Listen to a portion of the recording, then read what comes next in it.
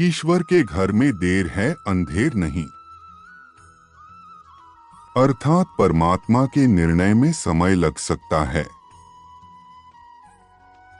किंतु उनके द्वारा अन्याय नहीं हो सकता।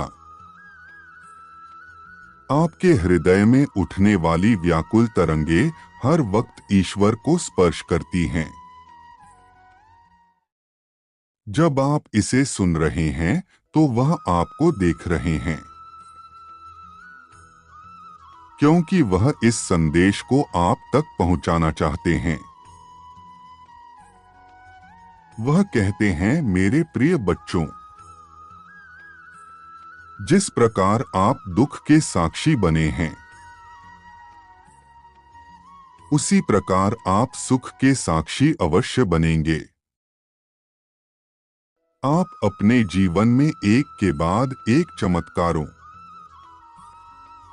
और आशीर्वादों से भरे अद्भुत समय में कदम रख रहे हैं। यदि आप परमेश्वर में विश्वास रखते हैं तो संदेश को अंत तक सुने। आने वाला सप्ताह आपके लिए बहुत सारे खूबसूरत पल और ऐसी खुशियां लेकर आएगा जैसा आपने पहले कभी अनुभव नहीं किया होगा। आप ऊर्जा से भरे हुए लोगों से मिलने की खुशी को प्राप्त करने वाले हैं।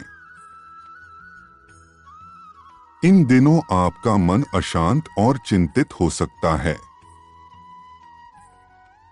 या आप अपने आसपास लोगों को विपत्ति में फंसे हुए देख सकते हैं।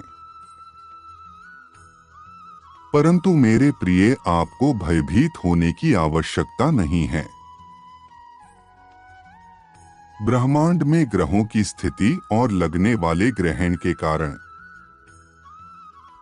ऐसा दोष उत्पन्न होना स्वाभाविक ही है। यह समय आपके लिए बहुत महत्वपूर्ण सिद्ध होने वाला है, क्योंकि अब जो होगा उसे आप जीवन भर स्मरण करेंगे। आपकी समस्याएं असफलताएं में किस प्रकार परिवर्तित हो जाएगा, यह आप कल्पना भी नहीं कर सकते। बस इस समय अवधि में आप अधिक से अधिक दूसरों के हित की बात सोचें। आपकी जीवन में प्रसन्नता एक नया रूप धारण करके प्रवेश करने वाली है। अवसर ऐसी जगह से आपको प्राप्त होंगे जहां से कोई उम्मीद नहीं होगी। यह आपके धैर्य की परीक्षा थी जिसमें आप उत्तरायण हुए हैं। मेरे प्रिय, कुछ घटनाओं के घटित होने में देर लगती है, जिसके कारण व्यक्ति यह समझ लेता है कि परमात्मा उसे अनदेखा कर रहे हैं। वैसे जो ईश्वर पर विश्वास करता है, उन पर दोष रोपण करते हुए अश्रु प्रवाह करने लगता है। वह अपने आप को जन्म देने वाले जन्मदाता से कहता है, आप मुझे दुख में देखकर प्रसन्न हो रहे हैं। क्या निर्माता कभी अपनी बने वस्तु को तोड़ना चाहेगा? क्या आप अपनी ही संतान को दुख देकर प्रसन्न हो सकते हैं? क्या हमारे परमात्मा पर यह कहना उन्हें पीड़ा नहीं देता? मेरे प्रिय बच्चे, आप अनमोल हो, इसलिए आपका चयन हुआ है। विपत्ति सभी के जीवन का मूल अंग है, किंतु जो विपत्ति में बिखर जाता है वह भटक जाता है, और जो विपत्ति में संभल जाता है वह शिखर पर जाता है। जो संकट पड़ने पर भी ईश्वर से प्रेम करना नहीं छोड़ते हैं,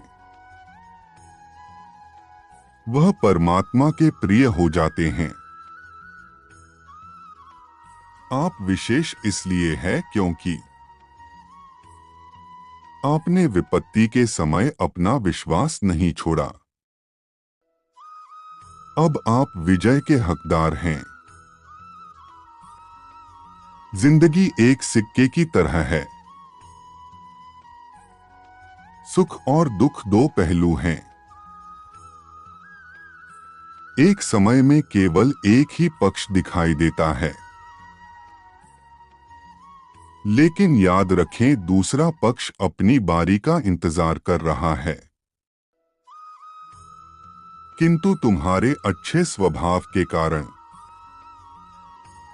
तुम्हारा दुख सदैव आधा रहेगा। यदि तुम अपने मन में किसी के प्रति बुरा सोचोगे तो मेरे बच्चे याद रखना तुम्हें भी कुछ बुराइयों का सामना एक न एक दिन करना होगा। बुराई को बुराई से खत्म नहीं किया जा सकता है। घृणा को सिर्फ प्रेम द्वारा ही समाप्त किया जा सकता है। यह एक अटूट सत्य है मेरे बच्चे। किसे उसके कर्म की क्या सजा देनी है ये तुम मुझ पर छोड़ दो। वर्ष 2023 का अंत आपके जीवन का सार रूप सिद्ध होने वाला है। यहां आप उस कार्य की नींव रखने वाले हैं जो आपके जन्म का उद्देश्य है और आपकी इच्छाओं के पूरा होने का कारण बनेगा। आपकी सफलता बहुत बड़ी होने वाली है, किंतु उस सफलता और धन को अपने मस्तिष्क पर हावी मत होने देना, क्योंकि आपको आध्यात्मिक उन्नति की ओर जाना है। क्या आप खुद को परम लक्ष्य के लिए घोषित करते हैं? क्या आप सहायक श्रृंखला का हिस्सा बनने को तैयार है? यदि हाँ तो कहे, हे प्रभु मुझे आपके सारे विधान स्वीकार है। मैं आपसे प्रेम करना नहीं छोड़ सकता। सभी को खुशी और आध्यात्मिक उन्नति प्रदान करें।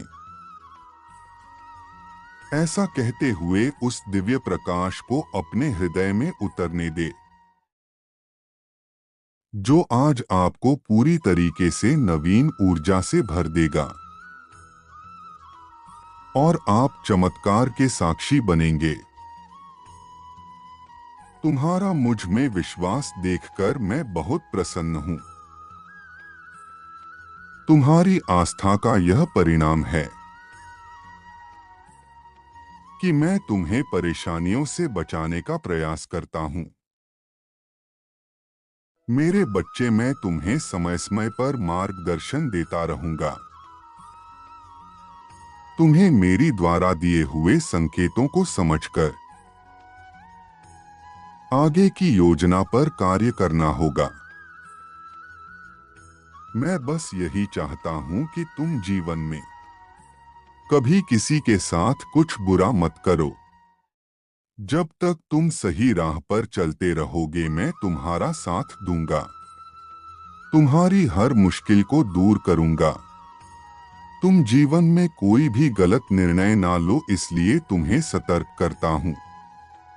मेरे बच्चे, तुम निडरता से आगे बढ़ो। समझदारी से अपनी योजनाओं को सफल बनाओ और मेरा आशीर्वाद तुम्हारे साथ सदैव रहेगा। तुम्हारा कल्याण हो। खुश रहो मेरे बच्चे।